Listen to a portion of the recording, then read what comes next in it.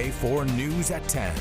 Cancer doesn't discriminate. At a flower shop in the small town of England, Arkansas, the two friendly faces who are likely the first to greet you have experienced it firsthand. Both had the same diagnosis and miraculously the same recovery story. Samantha Boyd shares their journey from the news they got from their doctors years ago to the relief they're now experiencing side by side. At England Flowers and Gifts, it's hard to not be happy when you first walk in. Not much brings more joy than fresh flowers and happy faces. But those two faces greeting you have been through heartbreaking stories that are eerily similar. My first colonoscopy. This March will mark 10 years since Judy Richardson, the owner of England Flowers and Gifts, received the news we all fear. She had cancer. I just said, "Is it bad?" And they said, "We've got to get you to an oncologist." And not just any cancer, stage 4 colon cancer. I wondered why me. Little did she know, a few years later, her church friend Nancy Cagle would receive the same news. Cancer doesn't exclude anybody. You don't know if you're going to live. You don't know if you're going to go.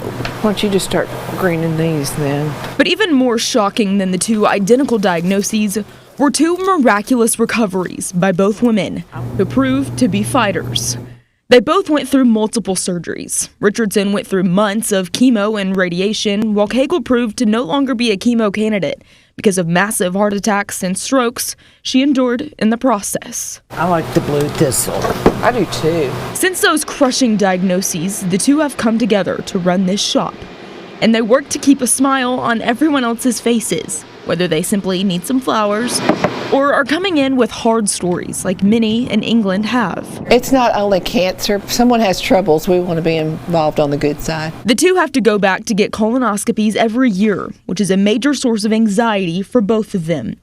Though now, It's not just work, it's fun. they have each other to lean on during those scary weeks. Every year when I go for my checkup, you think about yourself and think, is it going to be me again? The two credit their faith for helping them get through this. I would say without my faith and all the prayers, I'm not so sure where I would be. It was the initial shock of wondering, am I fixing to die? And I was just mad at the world. Why me? And God changed my whole way of thinking. And their small community of England. They kept my shop open. Someone paid my rent for 6 months. I mean, that don't happen. They also say had they never had cancer, they might not be as close as they are today.